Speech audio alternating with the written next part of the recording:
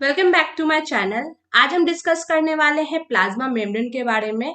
तो ये plasma membrane का सेकंड पार्ट है। इसके पहले मैंने इसका फर्स्ट पार्ट जो है वो अपलोड कर चुकी हूँ। उसकी लिंक आपको डिस्क्रिप्शन बॉक्स में मिल जाएगी, तो आप वहां से चेक कर सकते हैं। तो इसके पहले वाले पार्ट में मैंने प्लाज्मा मेम्ब्रेन की स्ट्रक्चर, इसका इंट्रो और इससे रिलेटेड जो पहला मॉडल था उसके बारे में मैंने डिस्कस किया था, जो कि था सैंडविच मॉडल।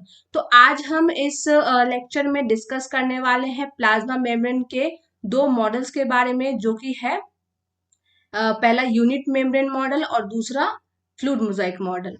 तो चलिए हम स्टार्ट करते हैं।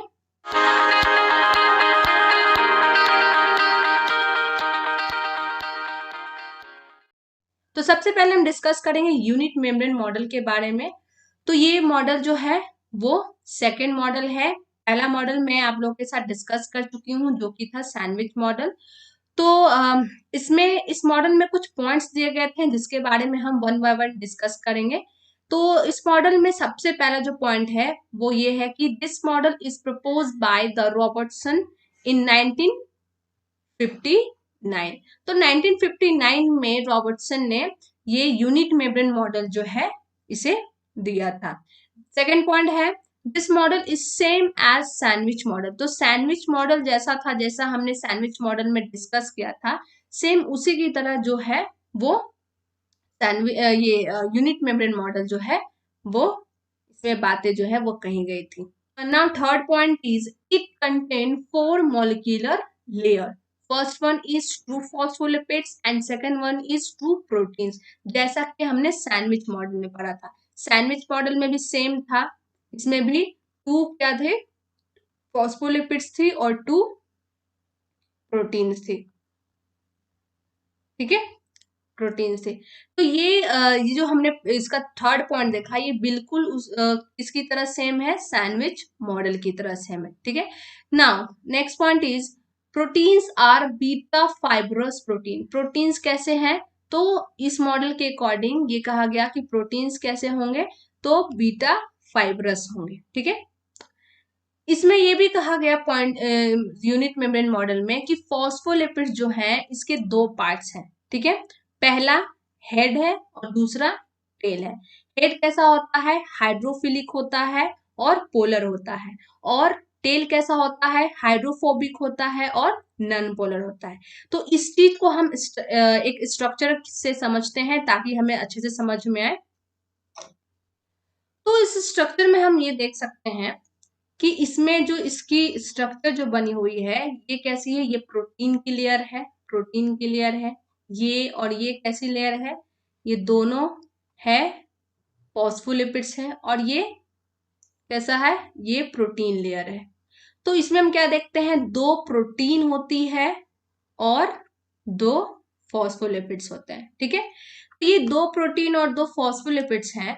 तो इसमें जो अगर हम बात करते हैं किसकी, फॉस्फोलिपिड्स की। ठीक है, तो फॉस्फोलिपिड्स में क्या क्या, अकॉर्डिंग टू सैंडविच मॉडल भी, सैंडविच मॉडल में भी क्या कहा गया कि 2 लेयर्स जो होती हैं, 2 फॉस्फोलिपिड्स जो होती हैं वो 2 प्रोटीन्स के बीच में प्रेजेंस होती है। जैसा कि हम इस स्ट्रक्चर में देख रहे हैं, तो सेम चीजें जो है वो यूनिट मेम्ब्रेन मॉडल में भी कही गई थी। तो इसमें हमने पढ़ा कि एक तो हेड होता है फॉस्फोलिपिड्स का और दूसरा टेल होता है, जो कि हम इस स्ट्रक्चर में देख रहे हैं। तो ये सर्कल वाला जो पार्ट है वो हेड कहलाता है, और ये कुछ टेल की तरह जो है वो, और टेल कैसा, पेयर में है यहाँ पे। तो ये टेल जो है वो इसे क्या कहते हैं, इसे बोलते हैं हाइड्रोफोबिक। इसे क्या बोलते हैं, हाइड्रोफोबिक। और हेड वाले पार्ट को क्या बोलते हैं, हाइड्रोफिलिक। मैंने इसके पहले वाले लेक्चर में बता चुकी हूँ कि हाइड्रोफिलिक का मतलब होता है वाटर लविंग, यानी कि जो हेड वाला जो पार्ट है इससे क्या हो सकता है, ये वाटर को एक्सेप्ट करेगा, वाटर को एक्सेप्ट करेगा अगर वाटर यहाँ पे आएगी तो। ठीक है, लेकिन अगर मैं बात करूं टेल वाले पार्ट की, यहाँ से अगर आगे आना चाहेगा वाटर तो यहाँ से आगे नहीं जा पाएगा, क्योंकि ये टेल वाला पार्ट कैसा है, हाइड्रोफोबिक है। हाइड्रोफोबिक मीन्स जो वाटर को एक्सेप्ट ना करे, नॉट एक्सेप्टेड, ठीक है, वाटर को एक्सेप्ट ना करे। तो वाटर को एक्सेप्ट नहीं करता, इसलिए जो अगर वाटर जो है यहाँ से पास होने की भी कोशिश करेगा तो वो पास नहीं हो सकता है, ठीक है, जो कि बिल्कुल सैंडविच मॉडल की तरह इसमें बातें जो हैं वो कही गई हैं। तो सैंडविच मॉडल में भी हमने यही देखा था। तो नेक्स्ट पॉइंट है कि fat soluble substance can pass through the plasma membrane, यानी जो फैट सोलुबल सब्सटेंस है वो इजिली पास, जैसे कि सपोज ये प्लाज्मा मेम्ब्रेन है और इसके बाहर जो है ये आउटसाइड है और ये इनसाइड है। तो सपोज ये कुछ फैट सोलुबल सब्सटेंस है, ठीक है, तो ये इजिली जो है इस प्लाज्मा मेम्ब्रेन से पास हो जाएंगे, ठीक है, आराम से पास हो जाते हैं। लेकिन अगर वही मैं बात करूं किसकी, वाटर सोल्यूबल की, ठीक है, अगर मैं वाटर सोल्यूबल की बात करूं तो water soluble substance can not pass through the plasma membrane. According to unit membrane model, water soluble substance can not pass through the plasma membrane। तो जो सैंडविच मॉडल में भी हमने डिस्कस किया था कि ऐसा पॉसिबल नहीं होता है कि वाटर सोल्यूबल सब्सटेंस जो है वो पास ना हो। तो सपोज ये एक लेयर है प्लाज्मा मेम्ब्रेन की, तो सपोज यहाँ पे वाटर सोल्यूबल सब्सटेंस प्रेजेंस है, तो ये वाटर सोल्यूबल सब्सटेंस जो है वो हेड वाले पार्ट तक तो एंटर कर सकेंगे, जैसे कि यहाँ पे हेड वाला पार्ट है, तो इस हेड वाले पार्ट तक तो एंटर कर सकते, क्योंकि ये हेड वाला पार्ट हम डिस्कस कर चुके हैं कि हाइड्रोफिलिक होता है। तो हाइड्रोफिलिक होता है यानी कि वाटर को एक्सेप्ट करता है। लेकिन अगर मैं वही बात करूं टेल की, ठीक है, इसके बाद तो टेल आ जाती है, तो ये टेल जो है वो क्या करेगा, ये यहाँ से हेड तक तो जा सकती है, लेकिन अगर ये इसके बाद जाना चाहेगी तो यहाँ से नहीं जा सकती है। तो इसलिए ये जो मॉडल है, ये मॉडल भी सही तरीके से प्लाज्मा मेम्ब्रेन को डिफाइन नहीं कर पाए, जिसकी वजह से ये जो यूनिट मेम्ब्रेन मॉडल है वो इसे भी बाद में रिजेक्ट कर दिया गया। तो एक बार फिर से हम इसमें डिस्कस कर लेते हैं कि हमने यूनिट मेम्ब्रेन मॉडल में क्या क्या पॉइंट्स को पढ़ा है। तो सबसे पहला पॉइंट यही है कि इसे रॉबर्टसन ने दिया था, ठीक है, 1959 में। ये मॉडल जो है वो बिल्कुल सैंडविच मॉडल की तरह एग्जैक्ट सेम होती है, ठीक है। तो ये 4 मॉलिक्यूलर लेयर कंटेन करती है, 2 फॉस्फोलिपिड्स और 2 प्रोटीन्स। प्रोटीन्स कैसा होता है, बीटा फाइब्रस होता है।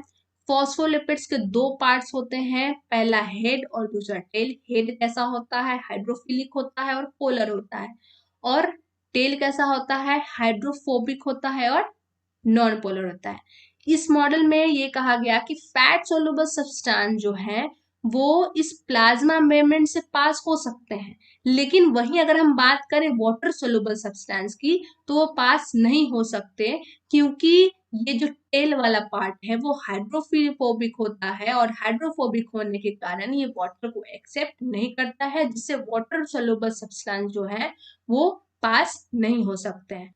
तो इस यूनिट मेम्ब्रेन में यही कुछ पॉइंट्स हैं जो कि इम्पोर्टेंट है।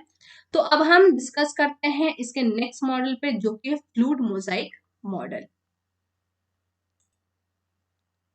तो फ्लूइड मोजाइक मॉडल जो है ये इसे बोलते हैं मोस्ट एक्सेप्टेड मॉडल।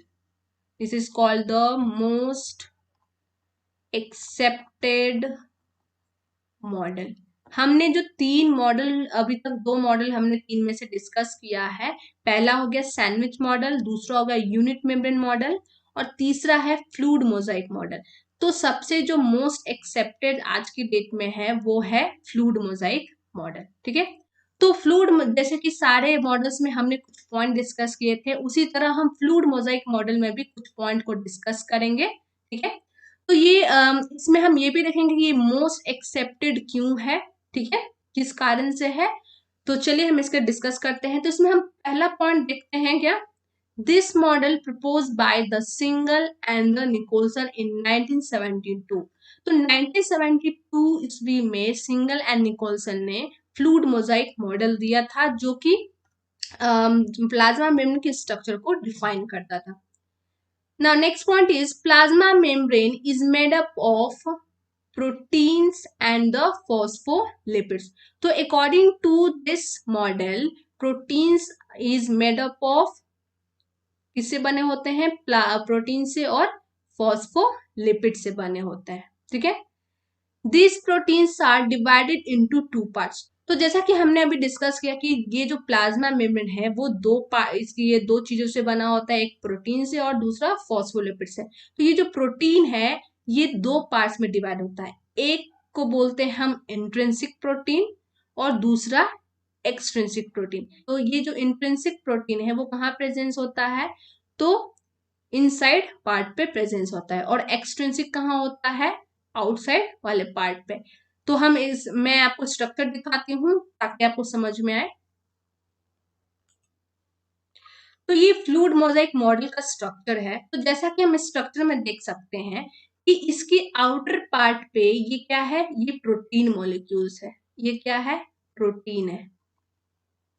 तो इस आउटर वाले पार्ट पे जो प्रोटीन मौजूद है इसे क्या बोलते हैं हम, एक्सट्रिंसिक प्रोटीन,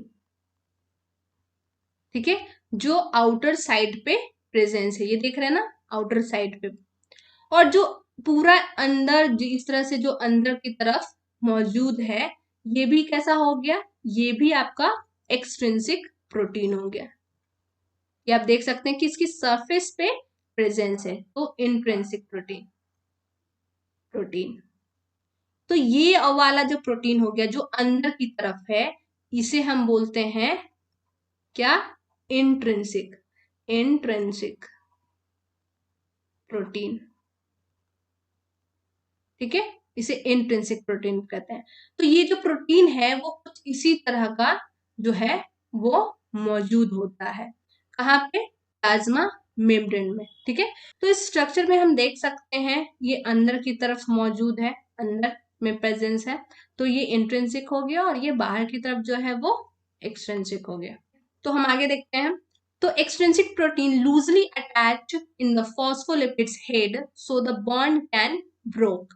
तो ये क्या है, यहाँ पे हमने जैसे कि स्ट्रक्चर में देख रखा है कि ये जो क्या है, एक्सट्रिंसिक जो प्रोटीन है वो क्या होता है, वो यहाँ से अटैच होता है, और कैसा होता है, लूजली अटैच होता है, ठीक है। जिसके कारण, और कहाँ से, फॉस्फोलिपिड से, ये फॉस्फोलिपिड्स है, और इस फॉस्फोलिपिड से ये जो एक्सट्रिंसिक वाला प्रोटीन है, एक्सट्रिंसिक प्रोटीन जो है वो लूजली अटैच होता है, जिसके कारण ये इजिली इसे ब्रोक किया जा सकता है, ये इजिली ब्रोक हो सकता है, ठीक है। तो ये हो गया एक्सट्रिंसिक प्रोटीन। अगर मैं बात करूं इंट्रिंसिक प्रोटीन की, तो जो इंट्रिंसिक प्रोटीन जो होता है वो पार्शियली एम्बेडेड होता है इसमें, प्लाज्मा मेम्ब्रेन में। तो हम देख सकते हैं कि इस तरह से क्या है, अंदर में एम्बेडेड है, तो ये कुछ इस तरह से अटैच होता है, किससे, फॉस्फोलिपिड से, अटैच टू फॉस्फोलिपिड्स। कैसा, पार्शियली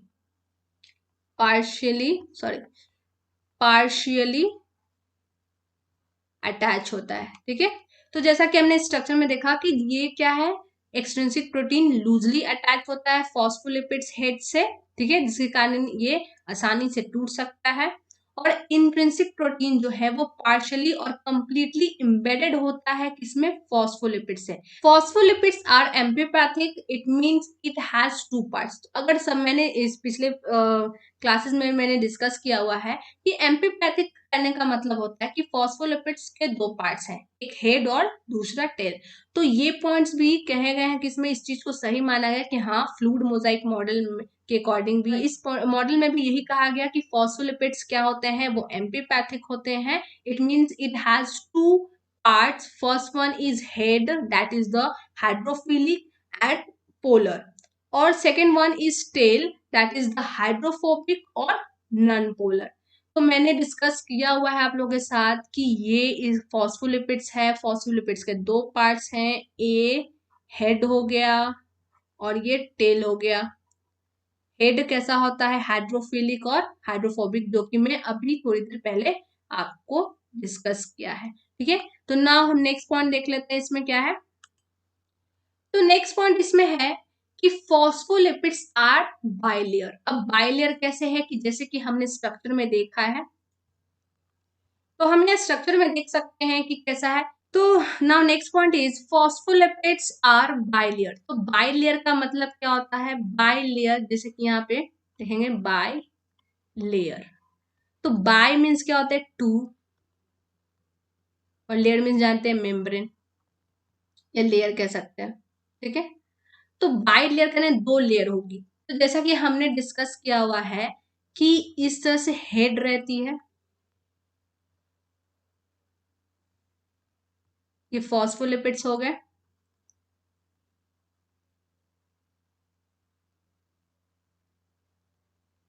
ये फॉस्फोलिपिड्स हो गए, और फॉस्फोलिपिड्स के बाहर क्या होती है, प्रोटीन्स होती है, ये प्रोटीन्स है। तो ये प्रोटीन हो गए, ठीक है, ये और ये दोनों क्या है, फॉस्फोलिपिड्स है। तो हम देख रहे हैं दो लेयर है यहाँ पे, तो इसीलिए फॉस्फोलिपिड्स कैसे होते हैं, तो बाइलेयर होते हैं। ठीक है, now next point is between the phospholipids bilayer there is a big force of attraction। तो इसका मतलब ये है कि जो लेयर है, यहाँ पे जो दो लेयर है इसकी फॉस्फोलिपिड्स की है, वो लेयर के बीच में क्या है, वहां पे क्या होता है, वीक फोर्स होता है एक, और उसी फोर्स को हम क्या बोलते हैं, वॉन्डरवॉल फोर्स कहते हैं। ठीक है, यानी हम सिंपल वर्ड में ये कह सकते हैं कि फॉस्फोलिपिड बाइलेयर यानी कि दो जो लेयर हैं इसके फॉस्फोलिपिड्स की, वहां पे क्या होता है, वीक फोर्स होता है, वीक फोर्स ऑफ अट्रैक्शन होता है, जिसे हम वॉन्डरवॉल फोर्स कहते हैं। ठीक है, ये पॉइंट हम ध्यान रखेंगे, इंपॉर्टेंट है। Okay, now next point is phospholipid shows two type of movement है। पहला होता है ट्रांजिशन मूवमेंट और दूसरा होता है फ्लिप फ्लॉप मूवमेंट।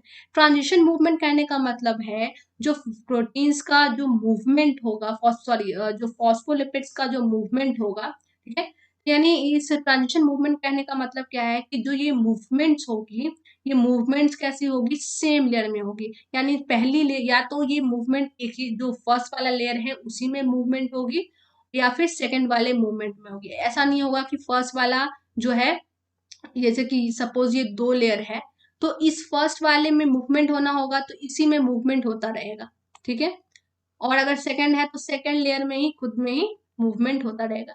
लेकिन इसमें ऐसा नहीं होगा कि फर्स्ट वाला जो लेयर है इससे मूवमेंट होके सेकंड में आ जाए और सेकंड में मूवमेंट होके फर्स्ट में चला जाए, तो ऐसा नहीं होता है।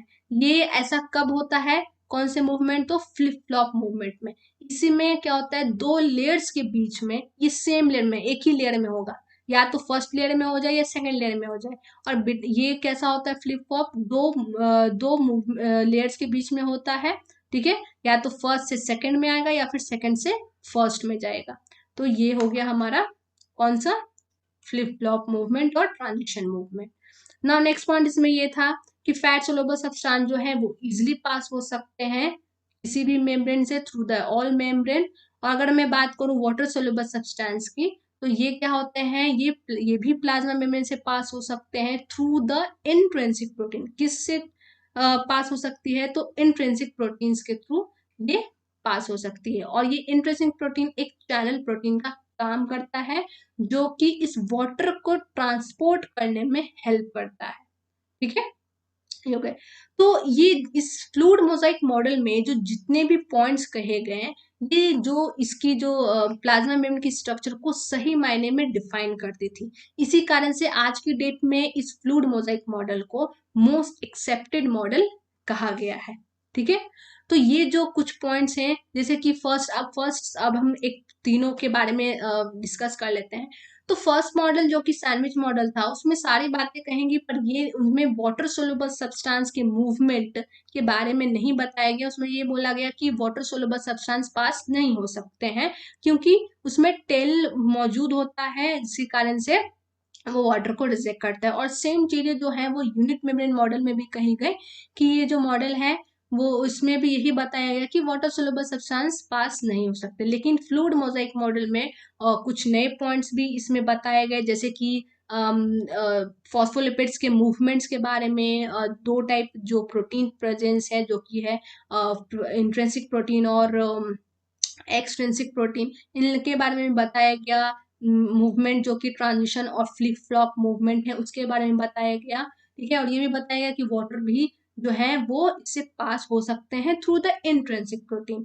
इंट्रिंसिक प्रोटीन्स का जो कॉन्सेप्ट बताया गया फ्लूइड मोजाइक मॉडल में, ये जो चीज है वो बाकी सारे मॉडल में नहीं बताया गया, और ये पूरी तरह से प्लाज्मा मेम्ब्रेन के स्ट्रक्चर को डिफाइन करती है। तो ये हो गया फ्लूइड मोजाइक मॉडल। तो नेक्स्ट क्लास में हम डिस्कस करेंगे इसके ट्रांसपोर्ट के बारे में, कि प्लाज्मा मेम्ब्रेन से डिफरेंट सब्सटेंस जो होते हैं वो किस तरह से पास होते हैं। ठीक है, तो आज के लिए इतना ही। Thank you.